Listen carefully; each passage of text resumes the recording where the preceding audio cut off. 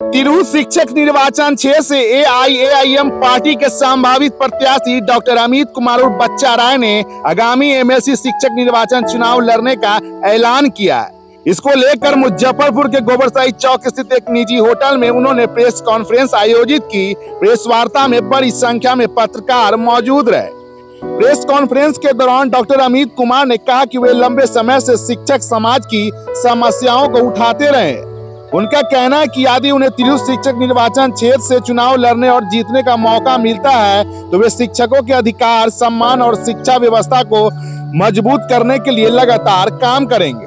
उन्होंने कहा कि शिक्षकों से जुड़ी कई समस्याएं वर्षों से लंबित है, जिनके समाधान के लिए मजबूत पहल की जरूरत है। इसी उद्देश्य से उन्होंने चुनाव मैदान में उतरने का फैसला किया है ताकि शिक्षकों की आवाज को मजबूती से सदन तक पहुंचाया जा सके। डॉक्टर अमित कुमार ने मीडिया के माध्यम से तिरहुत शिक्षक निर्वाचन क्षेत्र के सभी शिक्षकों से समर्थन और सहयोग की अपील की। प्रेस कॉन्फ्रेंस के दौरान चुनाव से जुड़े कई मुद्दों पर चर्चा भी की गई और महत्वपूर्ण जानकारी साझा की गई। देखिए, मुद्दा शैक्षणिक जागृति लाना और शिक्षा के क्षेत्र में एक नई उत्साह उत्तेजना स्थापित करना, ये इन मुद्दाओं के साथ मैं उन तमाम शिक्षक मतदाताओं के समक्ष, सम्मानित शिक्षक मतदाताओं के समक्ष उपस्थित होने के लिए और उनसे अपील करने के लिए आपके बीच आया हूँ। मैं लगातार जनसंपर्क अभियान स्थापित कर रहा हूँ। वैशाली जिला, मुजफ्फरपुर, शिवहर, सीतामढ़ी के तमाम सम्मानित शिक्षक मतदाताओं से अपील कर रहा हूँ कि वे अपने मत का सदुपयोग सही और निर्णायक रूप से करें। निजी स्वार्थ सिद्धि बस अपने मत का दुरुपयोग नहीं करें, अपने संविधान पर अधिकारों का दुरुपयोग नहीं करें। मैं उनकी समस्याओं को एवं उनसे जुड़े हुए मसलों के निष्पादन के लिए सरकार से अपील के साथ साथ संकल्पित और अभिप्रेरित होकर उनकी समस्याओं के निष्पादन से निजात दिलाने के लिए अपनी सक्रियता निभाने के लिए उनके समक्ष उपस्थित होने जा रहा हूँ। मैं कहना चाहूँगा कि शिक्षा के क्षेत्र में जिन शिक्षकों ने जीवन पर्यंत निरंतर अपनी महती भूमिका निभाते हुए राष्ट्र निर्माण के लिए समर्पित और प्रेरित होकर कार्य किया है, उनकी समस्याओं को सरकार बखूबी सुने, उन्हें उससे और उनकी समस्याओं से उन्हें मुक्ति दे और उनके जीवन को ऑलरेडी सक्रिय और सार्थक करते हुए आवाम को मिलने वाली उनके गुणवत्तापूर्ण जीवन का लाभ मिले। इसके लिए मैं आज उन तमाम शैक्षिक या शिक्षा के क्षेत्र से जुड़े हुए शिक्षाविदों से अपील करूंगा कि वे जिस तरह अपना प्यार, स्नेह और आशीष हमें देने का वादा किया है, वे अपना प्यार, स्नेह और आशीष हमें दें ताकि मैं तिरहुत शिक्षा निर्वाचन क्षेत्र से चयनित होकर तिरहुत शिक्षा निर्वाचन क्षेत्र के शैक्षणिक और उत्तर विकास के लिए संकल्पित और अभिप्रेरित होकर कार्य करने का ऐलान आप कर दिए हैं। रोड मैप क्या तैयार किए हैं?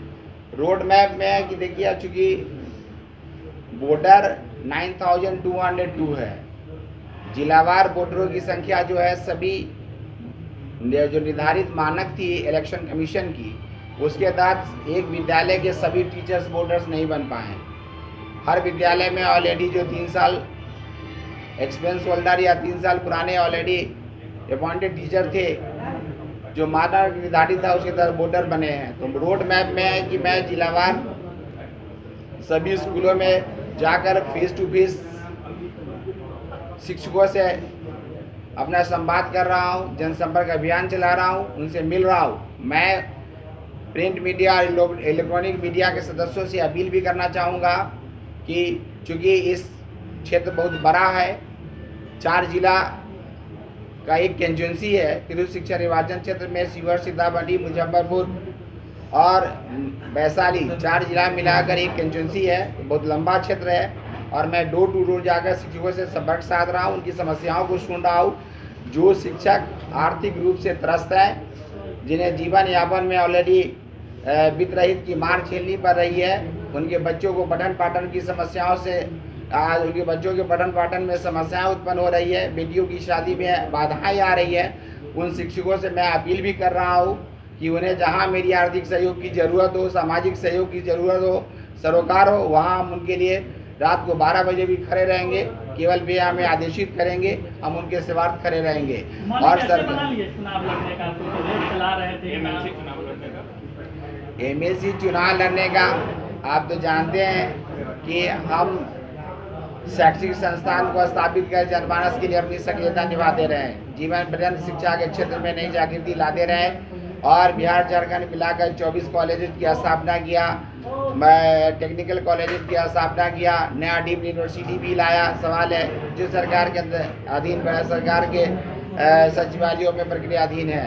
हम कहना चाहेंगे कि शिक्षा के क्षेत्र में एक नई जागृति के साथ साथ एक नया आयाम स्थापित करने का जो मेरा उद्देश्य था, मैं उसकी पूर्ति हेतु उन शिक्षकों की समस्या, इस प्रक्रम में शिक्षकों की समस्या, चूँकि मैं स्वयं शिक्षक हूँ इसलिए एक शिक्षक की समस्याओं से भली बात ही अवगत भी हूँ, इसलिए मैं कहना चाहूँगा कि मैंने उन शिक्षकों की समस्याओं के निष्पादन को लेकर वो वित्तरहित जो बिहार झारखंड में मिलाकर 299 वित्तरहित डिग्री कॉलेजेस थे, 597 ऑलरेडी इंटरमीडिएट कॉलेजेस थे, उन तमाम वित्तरहित शिक्षकों से मैंने जब मिला उनसे रूबरू हुआ, चूँकि हम स्वयं वित्तरहित संस्थान को स्थापित किया, चलाया और उसके संचालन के क्रम में जो वित्तरहित शिक्षकों की स्थिति को देखा तो मैंने महसूस किया कि उन्हें इन समस्याओं से निजात दिलाएं। सरकार से अपील भी करता रहा, संघ से अपील भी किया और सरकार से अपील करने के समय में संकल्पित होकर शिक्षकों के कहने पर, उनके अपील पर चुनाव लड़ने का मन बनाया। पार्टी ने मुझे ऑलरेडी से अपना पार्टी की सहमति, केंद्रीय नेतृत्व की सहमति बनी, प्रदेश नेतृत्व की सहमति बनी, तो मैं चुनाव की घोषणा किया और आज उन तमाम शिक्षकों के बीच भी ऑलरेडी अपना जनसंवाद कर रहा हूँ आपके थ्रू, और आगे भी अपेक्षा रखूँगा कि आप अपना पूर्ण सहयोग का समर्थन दे दें। शिक्षा के क्षेत्र में कहीं भी हमारी आवश्यकता होगी, हम संकल्पी पर अभिवृद्ध होकर आपके कहने पर, उन शिक्षकों के कहने पर, उन शिक्षाविदों के कहने पर तटस्थ और सक्रिय रहेंगे। जनसंपर्क के दौरान जो मिल रहे हैं मतदाता से, तो किस तरह का समस्या ज़्यादा आ रहा है कि ये होना चाहिए? देखिए, एक सील बोतल वहाँ से दीजिए।